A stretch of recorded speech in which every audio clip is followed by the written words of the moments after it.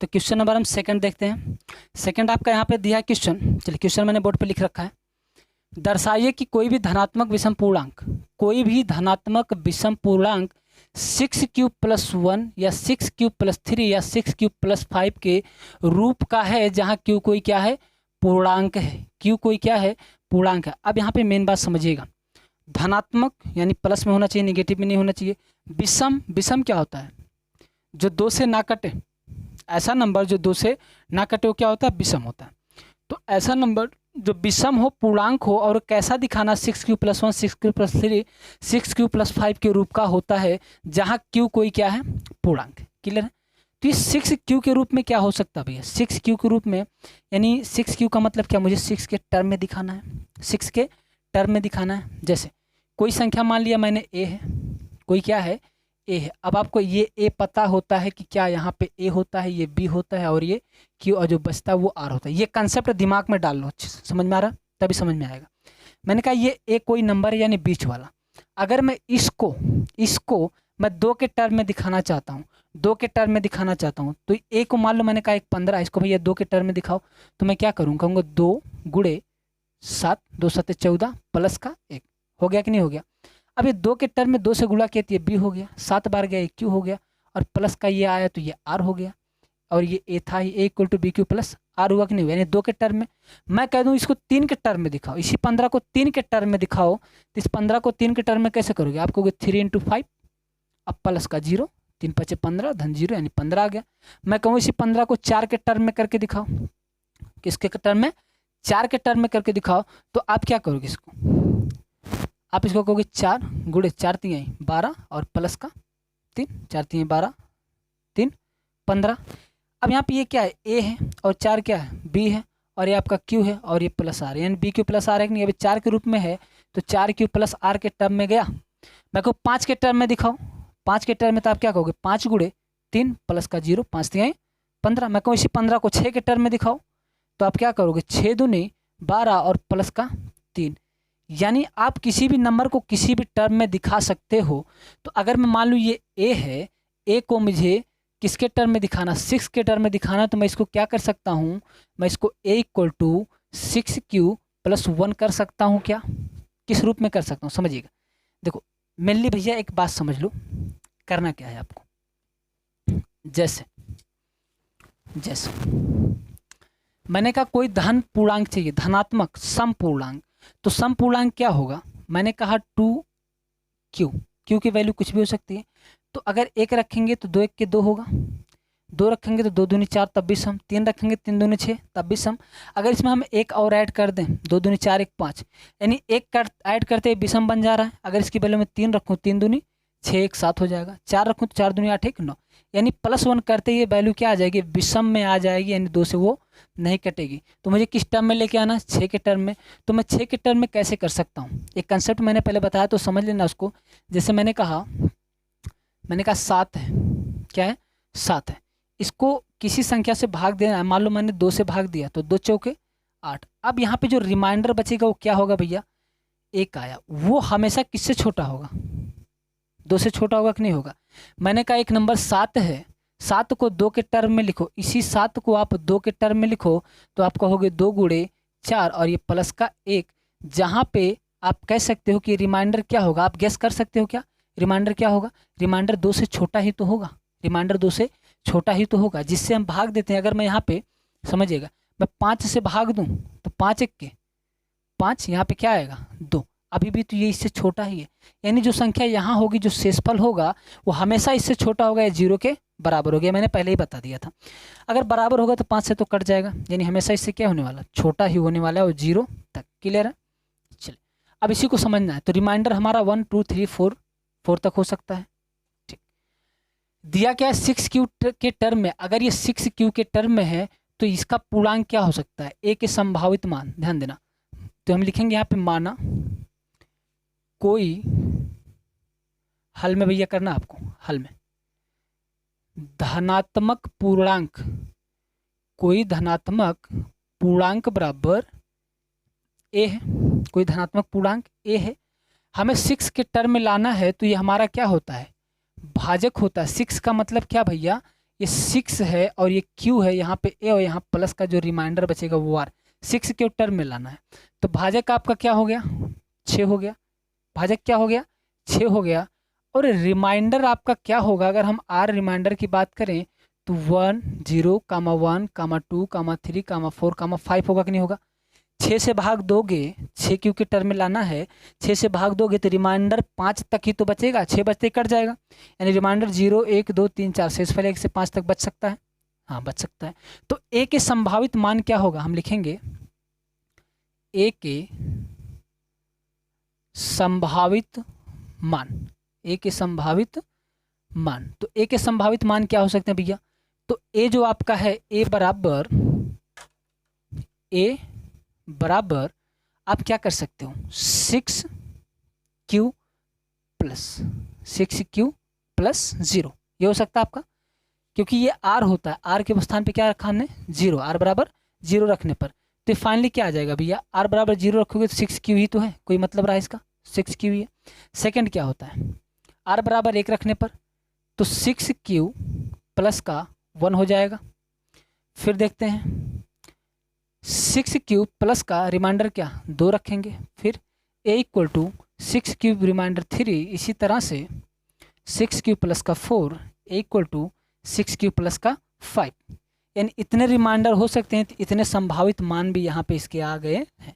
Clear है, अब समझिएगा जो शेषफल हमारा यहाँ पे क्या हो रहा है, यहाँ पे हमें पता है अगर हमें धनात्मक विषम पूर्णांक चाहिए तो +1 के रूप का होना चाहिए, +1 के रूप का होना चाहिए, और धनात्मक सम पूर्णांक चाहिए तो हमें कैसा होना चाहिए, +2 यानी 2 के रूप में होना चाहिए, जो सम की संख्या में हो।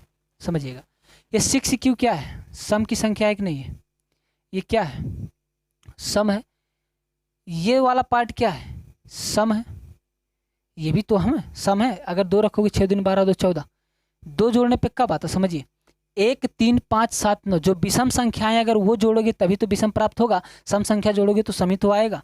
ये वाला क्या है आपका, ये सम है कि नहीं है, ये सम है कि नहीं है, लास्ट में रिमाइंडर चाह रहा सम है कि नहीं है। तो विषम क्या क्या बच गया, विषम वाला ये बचा, ये बचा, ये बचा। अतः हम कह सकते हैं कि कोई भी धनात्मक विषम पूर्णांक अतः धनात्मक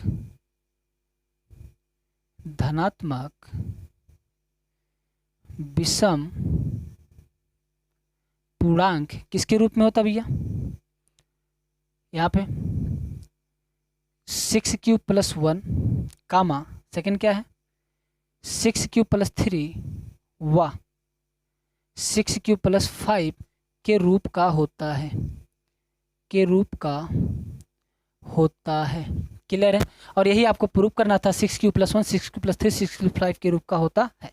क्योंकि यहाँ पे समझिएगा, अगर आपको यहाँ पे नहीं समझ में आया तो एक छोटा सा कंसेप्ट समझ लो, कोई भी एक नंबर में उठा लो, मान लो ये ले लिया 6q प्लस का 1, तो 6q की वैल्यू 1 रख लो प्लस का 1 क्या आएगा 6 के 6 1 7, 6q की वैल्यू मैं 2 रख दूँ प्लस का 1 6 यहाँ पे 6 दूनी 12 और 1 13, सब क्या आ रहा है विषम आ रहा है कि नहीं आ रहे हैं, विषम आ रहे हैं, एक विषम है, एक पे रखने पर क्या आ रहा है विषम आ रहा है। अगर मैं 2 रखता हूँ यहाँ रिमाइंडर 2 रखता हूँ, समझिएगा 6q प्लस का 2 बराबर 6q की वैल्यू मैं 2 रख दूँ प्लस का 2 तो क्या होगा 6 दूनी 12 2 14, अगर इसकी वैल्यू मैं 1 रख दूँ तो 6 के 6 2 8, तब भी तो आपका 8 आया। ये भी सम है, ये भी सम है, और ये सब क्या है विषम है। यानी अगर हम 6q के टर्म में रिमाइंडर +1 +3 +5 होता है तो हमारा विषम पूर्णांक होता है। अगर 6q प्लस का 0 यहाँ पे था, प्लस का 0 आ जाए, 2 आ जाए, 4 आ जाए, सम नंबर आ जाए तो क्या होता है सम पूर्णांक होता है। तो फाइनली अब समझ लो आपको करना क्या है, आपको करना क्या है, मानोगे माना कोई धनात्मक विषम पूर्णांक, धनात्मक पूर्णांक विषम a है, भाजक 6 है क्योंकि 6 के टर्म में लाना है, तो रिमाइंडर क्या होगा जिससे हम भाग दे रहे हैं उससे कम ही तो बचेगा, 1 से 5 तक रिमाइंडर बचेगा आपका शेषफल। बस आपको करना क्या है, एक बार शेषफल 0 रखना है, आपको पता है 6 के टर्म में लाना, तो 6q प्लस का रिमाइंडर होगा तो 0 रखो, फिर 1 रखो, फिर 2, फिर 3, फिर 4, फिर 5। अब इसमें चेक कर लो, आपको ऐसे ही पता है सम कौन है विषम कौन है, हमें पता है ये नंबर्स क्या है विषम है, तो हमने लिख दिया अतः धनात्मक विषम पूर्णांक 6q plus 1 6q plus 3 6q plus 5 के रूप का होता है। क्लियर है, तो चलिए अगर ये समझ में आ गया मैं हर जगह पर स्क्रीनशॉट ले लीजिए। इसका सेकंड क्वेश्चन देखते हैं क्या है। चलिए इस क्वेश्चन को हम समझते हैं। कह रहा है यूक्लिड विभाजन प्रमेय का प्रयोग करके दर्शाइए कि किसी धनात्मक पूर्णांक का वर्ग किसी पूर्णांक m के लिए 3m या 3m प्लस 1 के रूप का होता है। अब समझिएगा भैया, कह रहा 3m या 3m के रूप में कब धनात्मक यानी प्लस चाहिए, पूर्णांक यानी पूर्णांक चाहिए का वर्ग, वर्ग यानी स्क्वायर करने पर, क्या करने पर, स्क्वायर करने पर। तो आपको समझ में आ रहा होगा कि 3m प्लस 1 का मतलब क्या है, इसको हमें 3 के टर्म में लेके जाना है, 3 के टर्म में लेके जाना है। जैसे हमने कह दिया भैया 25 है, इसको 3 के टर्म में लगाओ, 3 के टर्म में कैसे लगाओगे, 3 गुणे 8, 3 8 24 प्लस का 1, यही तो हुआ 3 के टर्म में। अब मैं इसको क्या लिख सकता हूँ 3, इसको मान लो m, तो ये 3m प्लस 1 के रूप का हुआ कि नहीं हुआ, 3m प्लस 1 के रूप का हुआ कि नहीं हुआ। चलिए मैं अगर कह दूँ इसमें, मैंने कह दिया 2, 2 को 3 के टर्म में लेके जाओ भैया, तो क्या होगा, अब मैं कहूँगा 3 गुणे 0 अब प्लस का 2, 3 शून्य शून्य बचा 2, यानी अगर मैं इसको 3 और इसको क्यू मान लूँ, ये प्लस का 2, 3q प्लस 2 के रूप का हुआ कि नहीं हुआ। तो आपको कुछ इस प्रकार से करना है, आपको कुछ इस प्रकार से करना है, समझिए। तो किसी भी नंबर को हम किसी भी टर्म में लिख सकते हैं, किसी भी नंबर को हम किसी भी टर्म में लिख सकते हैं। हमने कहा 50 को 7 के टर्म में लिखो, तो लिख दो भैया 7 गुणे 7 प्लस का 1, 7 7 49, 1 50 हो गया। ये आपका ए रहा, ये आपका बी रहा, ये आपका क्यू रहा, ये आपका आर रहा, कोई दिक्कत। इसी टर्म पे आपको काम करना है। कह रहा है यम के लिए 3m प्लस 1 के रूप का होना चाहिए, तो हम मान लेते हैं, माना क्या भैया, माना कोई धनात्मक पूर्णांक बराबर a है, यह हल आपका है। माना कोई धनात्मक पूर्णांक क्या है, a, धनात्मक पूर्णांक a है, तो आपका भाजक क्या होगा, भाजक भैया 3 होगा कि नहीं होगा, क्योंकि हम 3 के टर्म में लेके जा रहे हैं। अब भाजक 3 होगा तो इसका जो रिमाइंडर होगा, रिमाइंडर शेषफल क्या होगा भैया, शेषफल आपको पता है 0, 1, 2 इतना ही तो हो सकता है, क्योंकि हमने बताया था आपको पहले ही कि जिसको भाग देना है, जिसके टर्म में लेके जाना है, रिमाइंडर हमेशा 0 से बड़ा या 0 के बराबर, या फिर जो हमारा b होता है उससे छोटा। जिससे भाग देते हैं उससे छोटा है। किसी संख्या में आप 3 से भाग दोगे तो जो शेषफल बचेगा वो 3 से छोटा ही ना बचेगा, 3 आएगा तब तो कट जाएगा, यानी 3 से छोटा बचेगा। तो शेषफल 3 कंडीशन हो सकते हैं। तो इन तीनों शेषफलों के लिए a का जो संभावित मान होगा वो क्या होगा, a का संभावित मान, a का संभावित मान, तो a का संभावित मान क्या होगा भैया, a हो गया a इक्वल टू, आपको पता है 3 के टर्म में लाना, 3q प्लस का रिमाइंडर जोड़ा 0। फिर दूसरा क्या होता है, a equal to 3q plus का रिमाइंडर कितना 1। फिर तीसरी कंडीशन क्या होता है, a इक्वल टू 3 के टर्म में लेके जा रहे हैं तो 3q, क्यों की वैल्यू कुछ हो सकती है, प्लस क्या हो जाएगा 2, क्योंकि रिमाइंडर क्या बचा है 2। तो इसके कितने संभावित मान हो सकते हैं, 3। कौन सा, a equal to 3q plus 0, a equal to 3q plus 1, a equal to 3q plus 2। लेकिन क्वेश्चन क्या कहता है, इस धनात्मक पूर्णांक का वर्ग किसी पूर्णांक यम के लिए पूर्णांक करना, इसका वर्ग करना, फाइनली समझो क्या वर्ग। तो हमारा ये क्या है, a equal to 3q plus 0 है, तो 0 का कोई मतलब है नहीं। कह रहा है इनका वर्ग कर दो भैया, देखो इनका वर्ग कर देंगे तो इनका भी वर्ग करना पड़ेगा। तो a स्क्वायर इक्वल टू 3 त्रिका 9, और ये q स्क्वायर हुआ कि नहीं हुआ। अब यहाँ पे हम क्या कह सकते हैं, यहाँ पे a स्क्वायर इक्वल टू इस 9 को हम बाहर कर लें तो यहाँ पे q स्क्वायर बचा। फाइनली हम इसको a square equal to 9m मान लेंगे, जहाँ पे ध्यान देना, जहाँ m equal to q square है। इस q स्क्वायर को हमने m मान लिया तो हमने क्या लिख दिया, m यहाँ पे लिख दिया, क्लियर है। अच्छा लेकिन यहाँ पे देखिए आपको लाना किसके टर्म में है, 3 के टर्म में लाना। तो ऐसा नहीं करना आपको, ऐसा आपको नहीं करना कैसे, आपको देखो ये आपका क्या हो जाएगा, a का स्क्वायर 3 त्रिका 9q स्क्वायर, इसमें से आप कॉमन क्या ले सकते हो, a स्क्वायर इक्वल टू 3 अगर बाहर कर लोगे तो 3q स्क्वायर बचेगा कि नहीं बचेगा, 3 कॉमन करो क्योंकि 3 के टर्म में लाना, 3q स्क्वायर, तो a square equal to 3m। अब यहाँ पे ध्यान देना, m इक्वल टू आपका क्या हो जाएगा 3q स्क्वायर। हमने इस पार्ट को क्या मान लिया, m मान लिया, तो क्या हो गया 3m, यानी किसी भी धनात्मक पूर्णांक क्या था, a था, इसका वर्ग किसके बराबर है 3m के रूप में। एक तो सेटिस्फाई हो गया। सेकंड हम चेक करते हैं, सेकंड हमारा क्या है, a equal to 3q plus 1, r दूसरा ही तो था, इसका हम क्या करेंगे वर्ग करने पर, तो इसका भी हम क्या कर देंगे पूरे का वर्ग कर देंगे। तो वर्ग करेंगे तो a का स्क्वायर इक्वल टू, अब ये देखो a प्लस बी का होल स्क्वायर है कि नहीं है, आपको पता है अगर कहीं पे भी a प्लस बी का होल स्क्वायर हो तो फार्मूला होता है a square plus B square plus 2ab। पहली संख्या ए होती है, दूसरी संख्या बी होती है, यानी ये वाला ए है और ये वाला आपका बी है। फार्मूले पर रख दो, ए का स्क्वायर यानी 3q का स्क्वायर प्लस बी का स्क्वायर यानी 1 का स्क्वायर प्लस 2 इंटू ए आपका क्या भैया 3q प्लस का बी आपका 1 है। तो ए स्क्वायर इक्वल टू 3 त्रिका 9, ये 9q स्क्वायर हो गया आपका, प्लस 1 का वर्ग करेंगे तो 1 ही होगा, प्लस 3 दूनी 6 q से 1 में गुणा, 3 दूनी 6 के 6 यानी ये आपका 6q हो गया। देखिए इस प्लस वाले 1 को मैं उठा के उधर रख दूँ, उधर ये आपका 6q आया था प्लस का 1, बस 3 दूनी 6 के इधर के इसको, यानी चर को एक साथ रख दिया, चर वालों को हमने एक साथ रख दिया। क्लियर है। अब इस पूरे पार्ट में देखो हमें किस टाइम में लाना है, 3m+1 के रूप में लाना है कि नहीं लाना है, तो हम उसको ध्यान में रखेंगे। तो हम इसमें से 3 कॉमन लेते हैं, देखो 3 कॉमन लेंगे तो यहाँ पे बचेगा क्या 3 त्रिका 9 और यहाँ पे q का स्क्वायर प्लस इसमें से 3 कॉमन है तो क्या होगा 3 दूनी 6 2q, और इस प्लस को हम लास्ट में छोड़ देते हैं एक्स्ट्रा के लिए। ठीक, अब यहाँ पे देखो 3 त्रिका 9 एक q स्क्वायर, ये q है आपका, 3 दूनी 6 q के बराबर है।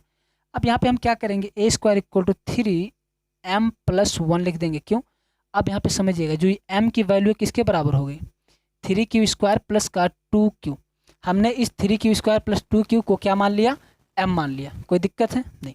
अब ऐसा m मानने से हमारी वैल्यू किस में आ गई 3m+1 के रूप में। यही तो कहा है कि धनात्मक पूर्णांक हमने क्या माना था a माना था, इसका स्क्वायर किसके रूप का है 3m+1 के रूप का है। दो सिचुएशंस हुई, अभी एक सिचुएशन और आपकी प्लस का 2 वाला, प्लस का 2 वाला। तो अगला हम देखते हैं हमारा क्या है, यहाँ पे इसका भी स्क्वायर करेंगे 3q प्लस का 2, इस पूरे का स्क्वायर होगा।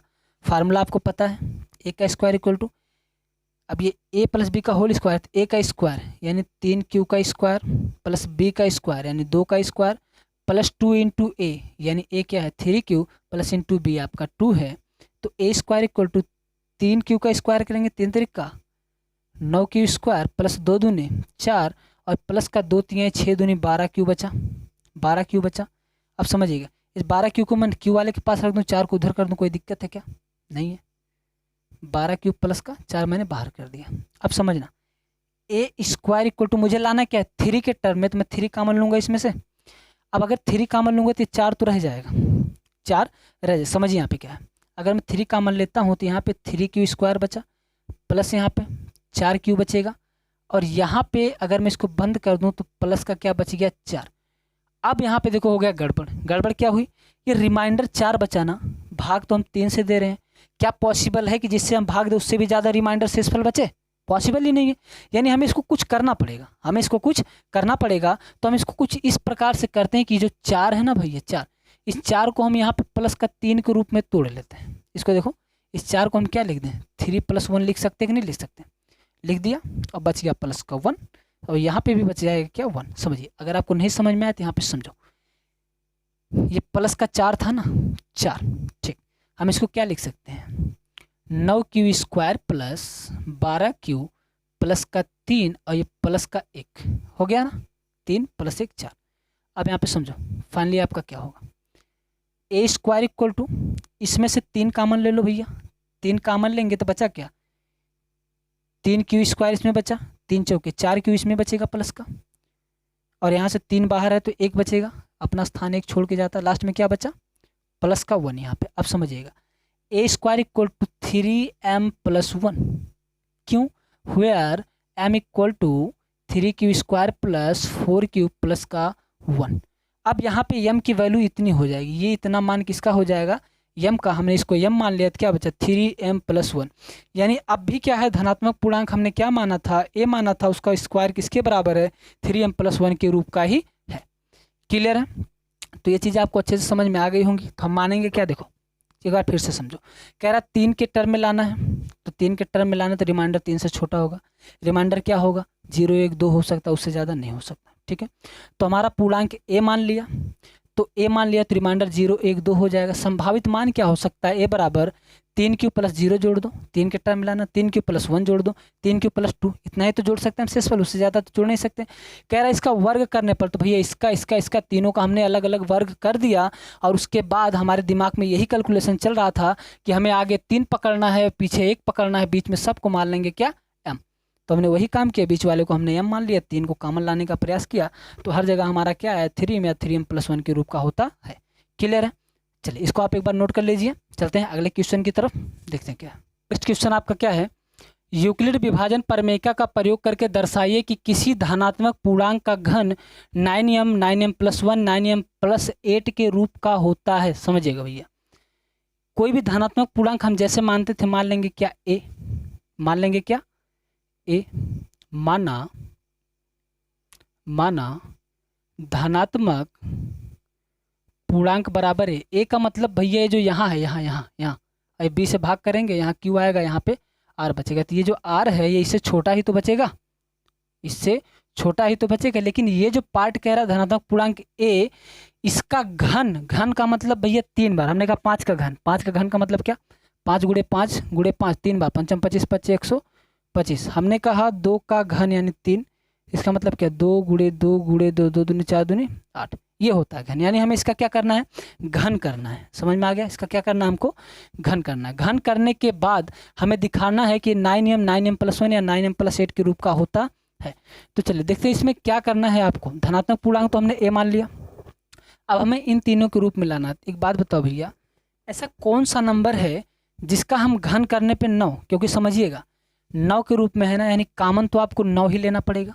तो ऐसा कौन सा नंबर हो सकता है जिसके फैक्टर में 9 कॉमन आ जाए। समझिए, अगर हम 2 के टर्म में लिखते हैं, 2 के टर्म में लिखते हैं 2q होगा, 2q+1 होगा,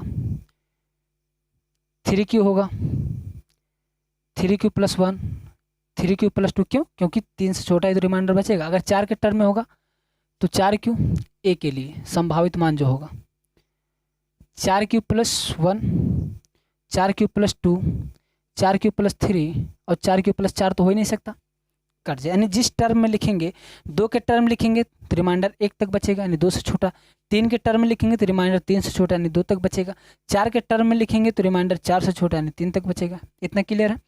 तो इसमें किसका घन कर दें, अगर 2 का हम घन करते हैं तो 2 का घन 8 आता है, 3 का घन 27 आता है, 4 का घन 4 चौके 16 चौके 64 आता है।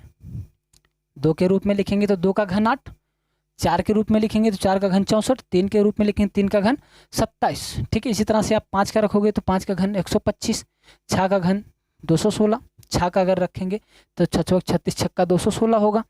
तो यहाँ पे इसमें हम 9 किस में से कॉमन ले सकते हैं, समझिएगा, सिंपल सी बात। 9 के टर्म में लाना है तो इसमें से हम 9 किस में से कॉमन ले सकते हैं, 8 में से 9 निकालोगे, कहाँ से निकलेगा, 64 में से 9 निकालोगे, जाएगा नहीं, कुछ बच जाएगा। लेकिन इसमें से कॉमन होगा, इस 27 में से 9 को कॉमन करोगे 3 बार जाएगा, 9 तरीके 27, यानी ये 27 किसका घन है, 3 का। यानी हम ले क्या सकते हैं, 3q वाला पार्ट ले सकते हैं कि नहीं ले सकते, 3q वाला पार्ट लिख सकते हैं कि नहीं लिख सकते। यानी ये किस रूप का होगा, 3 वाले के रूप की तरह होगा। एक बात तो क्लियर हो गई कि हमें 3 वाला लेके चलना है। तो पूर्णांक हमारा क्या होगा a, और भाजक हमारा क्या हो जाएगा, भाजक मतलब भैया ये जो इससे देते हैं भाजक क्या हो गया 3। अब अगर 3 होगा तो हम कह सकते हैं जो रिमाइंडर r होगा वो 0,1,2 के बराबर होगा, 0,1,2 के बराबर होगा, क्योंकि 3 से भाग कर रहे हो तो रिमाइंडर उससे छोटा ही होगा। चलिए देखते हैं अब यहाँ पे हमारा क्या है। अगर ये है तो संभावित मान क्या हो सकता है, a का जो धनात्मक पूर्णांक a है, a का संभावित मान क्या होगा। तो a का संभावित मान क्या हो सकता है, एक तो 3 के टर्म में लिख रहे हैं तो 3q+ का रिमाइंडर 0 जोड़ दिया। दूसरा क्या हो सकता है, 3q+ का रिमाइंडर 1। तीसरा क्या हो सकता है भैया, 3q+ का रिमाइंडर 2 हो गया। ये 3 संभावित मान हैं। अब इन तीनों संभावित मानों पे क्या कह रहा है भैया, इनका घन कर दो। धनात्मक पूर्णांक का घन, धनात्मक पूर्णांक माना है a, तो a का घन करोगे तो सामने उसका भी तो घन करना पड़ेगा, हमें सामने वाले का भी तो घन करना पड़ेगा। तो चलिए प्रश्नानुसार फर्स्ट क्या होता है आपका, फर्स्ट a का क्यूब इक्वल टू 3q + 0 का कोई मतलब नहीं रहा ना, इसका भी हमने क्या करेंगे, क्यूब घन करना पड़ेगा। तो a का क्यूब इक्वल टू ये 3q का घन करेंगे, 3 3 9 3 27q क्यूब होगा। अब समझिएगा, a का क्यूब इक्वल टू इसमें से हम 9 के टर्म में लाना, ध्यान देना, तो 9 कॉमन करेंगे तो क्या आएगा 3q क्यूब। हम यहाँ q कॉमन ले सकते थे, क्यों नहीं लिया, क्योंकि हमें सिर्फ 9m के रूप में लाना है। ये हो गया a का क्यूब इक्वल टू 9m, जहाँ पे m इक्वल टू क्या हो गया 3q का क्यूब। हमने इसको m मान लिया तो m गुणे 9 यानी 9m हो गया। यानी धनात्मक पूर्णांक जो a था उसका घन किसके बराबर है, 9m के रूप का है। एक तो हो गया भैया, हो गया कि नहीं हो गया, हो गया।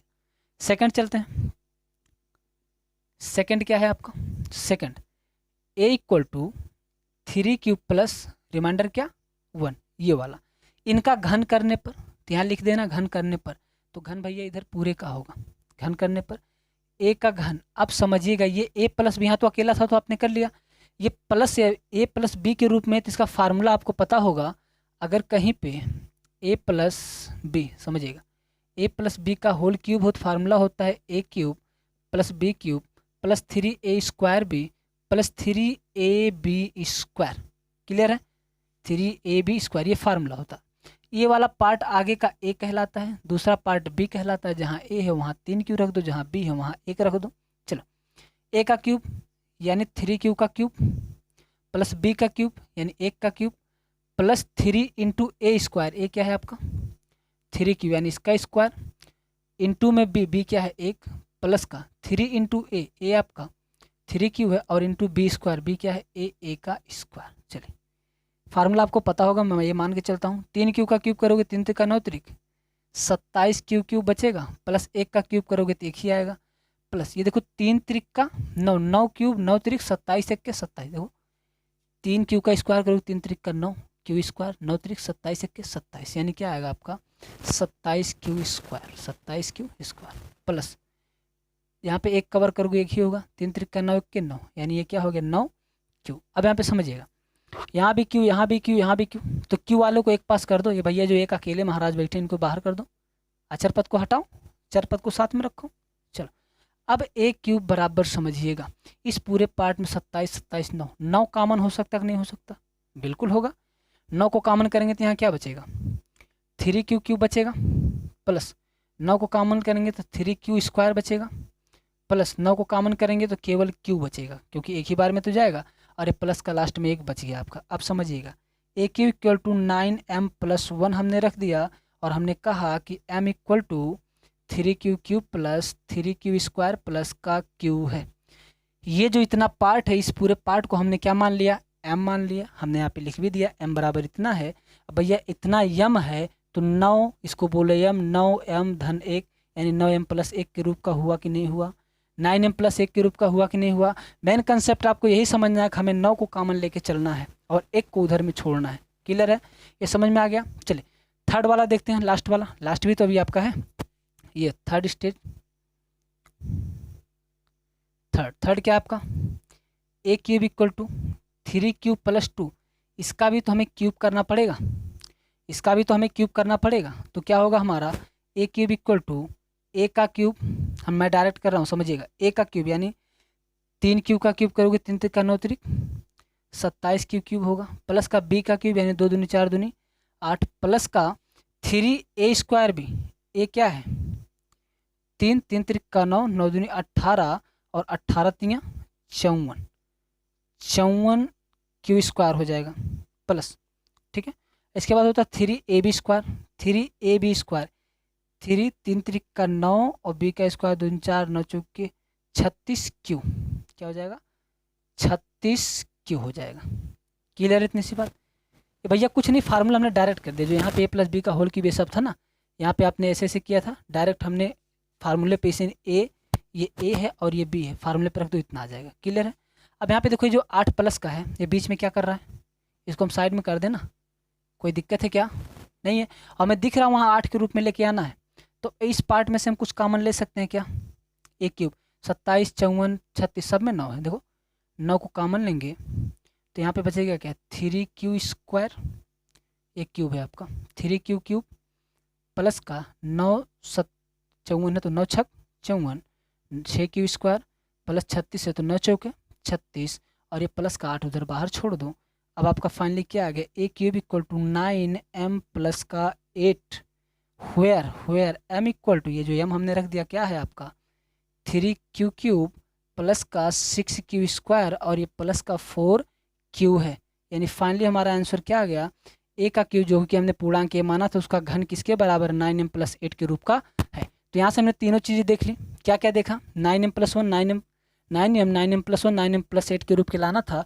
तो हमें पता चला कि अगर क्यूब करना है तो 9 का फैक्टर होना चाहिए, तो 9 के फैक्टर होने के लिए 3 को हमने चूज किया, क्यों चूज किया आपको पता चल गया, और 3 को चूज किया तो इसका रिमाइंडर 0 1 2 ही हो सकता है। अब 1 2 हो सकता है, संभावित मान क्या हो सकते हैं, एक बार 0 जोड़ा, एक बार 1 जोड़ा, एक बार 2, फिर इन्हीं का घन किया। पहला स्टेज इसका घन किया, दूसरे का घन किया, तीसरे का घन किया। घन करने के बाद हमने सॉल्व किया, हमें पता चला कि बस हमको 9 कॉमन लेना है। 9 कॉमन लेने के बाद जो बचेगा उधर हमारा लास्ट में 1 छोड़ते चले जाएंगे। पहले में 0 कुछ नहीं छोड़ना है, दूसरे में 1 छोड़ना है, तीसरे में 8 छोड़ना है, तो हमने 8 को छोड़ दिया, बाकी सबको क्या मान लिया, m मान लिया। यहाँ पे आपका एक क्वेश्चन समाप्त होता है और यहाँ के लिए आप लिखोगे क्या, ये दर्शाना था आपको और आपने इसमें क्या दिया, क्या किया आपने, इसको दर्शा दिया। अब आप लिखोगे अतः, क्या लिखोगे, अतः, मैं जैसे बोल रहा हूँ वैसे समझिएगा। आप लिखोगे अतः किसी भी धनात्मक पूर्णांक का घन, अतः किसी भी धनात्मक पूर्णांक का घन 9m 9m + 1 9m + 8 के रूप का होता है। अतः किसी भी धनात्मक पूर्णांक का घन 9m 9m + 1 9m + 8 के रूप का होता है। क्लियर इतनी सारी बातें। ये आपका प्रश्नावली 1.1, ये आपकी जो प्रश्नावली 1.1 थी ये पूर्ण रूप से समाप्त हो चुकी है।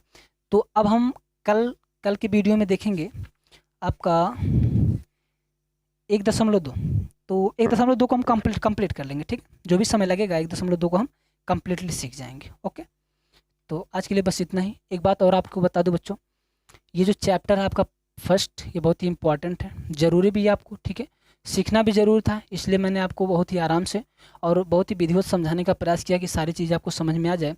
अच्छा, इस टाइप के जो तीनों क्वेश्चन मैंने लास्ट में करवाए, ये थोड़े से आपके लिए डिफ़िकल्ट हो सकते हैं, थोड़े से आपके लिए डिफ़िकल्ट हो सकते हैं, ना समझ में आए तो आप वीडियो को दोबारा रिवाइज करके देखिएगा और अच्छे से लिखिएगा, समझिएगा। नहीं समझ में आता है तो बताइएगा, मैं आपको फिर से आपको इस पर और भी आसानी से समझाने का प्रयास करूँगा और कम से कम समय में समझाने का आपको प्रयास करूँगा। तो चलिए मिलते हैं अगले वीडियो में, तब तक के लिए धन्यवाद।